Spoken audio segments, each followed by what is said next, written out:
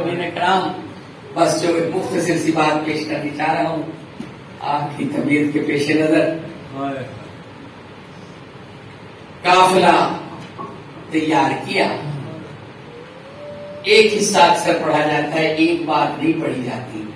اپنے لیے جس سواری پر بھی بیٹھے بہترین سکون کا انتظام کیا. سخت سفر لکڑی کا بنا ہوا یہ جو حوض ہوتا ہے نا اس میں ہوتا تھا. پھر اس کے حوض کے اوپر لکڑی کے حوض کے اوپر مختلف قسم کے قیمتی کپڑے بچھائے جاتے تھے اور وہ موٹا ہو جاتا تھا اور وہ نرم ہو جاتا تھا. جب وہ نرم ہو جاتا تھا اس پر سفر کرنا آسان ہو جاتا تھا. ایسا پرسکون سفر کا اپنا انتظام کیا کہ بہترین حوضوں میں سارے ظالموں نے اپنے ہاتھ کو بٹھایا اور رسول کی بیٹیوں کو بغیر پلان کے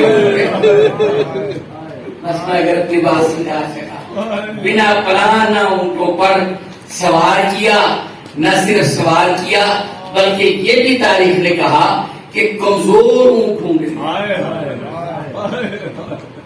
کیونکہ کمزور اونٹوں کی ہڈیاں، جن لوگوں نے اونٹوں پر سفر کیا ہے وہ زیادہ بہتر جانتے ہیں، کمزور اونٹوں کی ہڈیاں زیادہ چپتی ہیں، اس پر سفر کرنا زیادہ مشکل ہے. مشکل ترین سفر سے اور انداز بھی کیا، ہاتھ بھی بندھے ہوئے. بلکہ مولا کو جو کچھ سفر اونٹ پر بھی کرایا گیا نا وہ اتنا شدید سخت تھا کہ پیدل چلنے سے مشکل سفر. یہ تو آپ کو معلوم ہے، ہاتھوں میں ہتھکڑیاں، پاؤں میں بیڑیاں، گلے میں توق، زنجیریں، ہر قسم کے یہ سامان باندھ کرنا اور آپ کو اونٹ کے اوپر بٹھا کر آپ کی دونوں ٹانگیں نیچے سے باندھ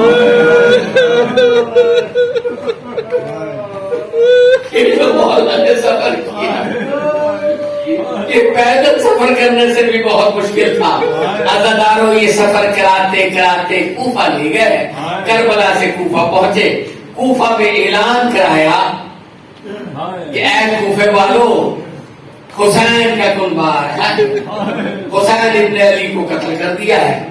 لوگ ان کے کنبے کا استقبال کریں، لیکن استقبال اس طرح کریں کہ لباس اچھے پہنے، عید جیسا ماحول بنائیں، جس کا دل چاہے پتھر مارے، جس کا دل چاہے گرم پانی پھینکے، جس کا جو جی چاہے کہے. ان کو اس شان سے لے جایا جائے گا کہ بیویوں کے سر پہ چادریں نہیں ہوں گی. تمام لوگ جمع ہو گئے. خصوصاً ان کافروں کو ان جگہ سے گزارا گیا جہاں کسی نہ کسی قاتل کا گھر تھا، ان گلیوں سے گزارا گیا، ان مقامات سے گزارا گیا. تو کہتے ہیں کہ خورلی جو تھا نا، یہ ہرملا کے گھر جو تھا وہ بھی رستے میں آتا تھا. جب ہرملا کا گھر رستے میں آتا تھا نا تو قافلہ جب وہاں داخل ہوا تو کوفے میں ہرملا نے پیغام بھیجا کہ ہمارے گھر کے آگے سے قافلہ گزرے گا، وہاں تم دیکھنا میرے مقتول کا سر بھی نیزے پر ہے. مومنین تھوڑی سی طبیعت بنائی، جسے میں نے قتل کیا ہے اس کا سر بھی نیزے پر ہے.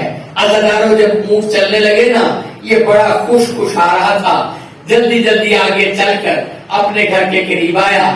اس کی ماں ضعیف تھی، اس نے کچھ عورتوں کو اکٹھا کر رکھا تھا کہ آؤ دیکھو میرا بیٹا کیسا جوان بہادر ہے. اس نے بھی قتل کیا ہے، اس کا قتل کیا ہوا بھی نیزے پر سوار ہو کر آ رہا ہے.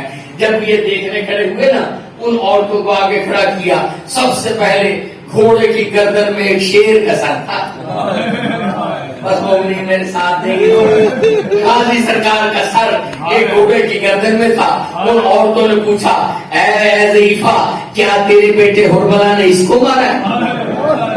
اتنے بڑے جوان کو قتل کیا ہے. اس نے اپنے بیٹے سے کہا، بیٹے نے کہا نہیں ان کو میں نے نہیں قتل کیا. بس وہ سر گزرا، پھر نیزوں پر سر آنے لگے، ایک ایک سر، کوئی جوان کا سر، کوئی ضعیف کا سر، کوئی شیر جیسا سر، کوئی ضعیف سر آتے رہے. عورتیں پوچھتی رہی اس کو مارا ہے، اس کو مارا ہے، اس کو مارا ہے. توجہ میرے ساتھ رکھیں گے.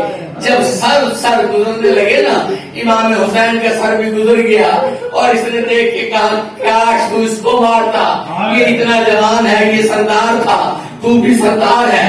اس نے کہا نہیں میں نے ان کو بھی نہیں مارا۔ جب سب سر گزر گئے نا تو پیچھے سے ایک چھوٹا سا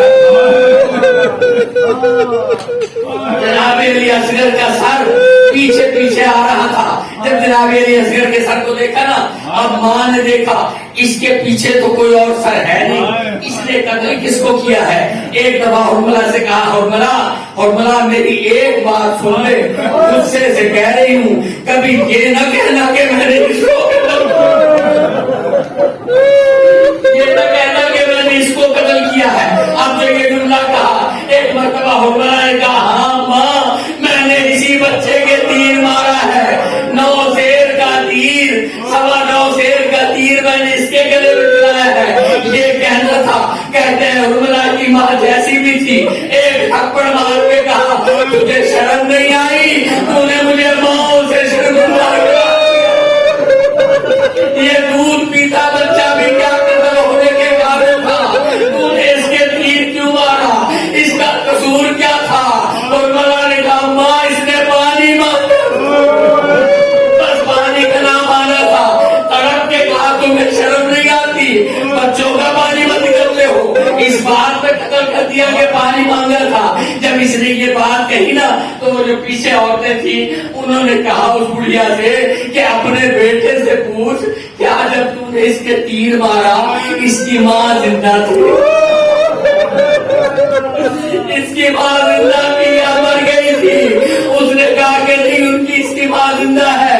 انہوں نے کہا اس کی ماں کیا اب تک زندہ ہے؟ کہاں زندہ ہے؟ وہ دیکھو اونٹ کے اوپر سوار آ رہی ہے۔ جب عورتوں نے اس طرف دیکھا تو بیوی نے عورتوں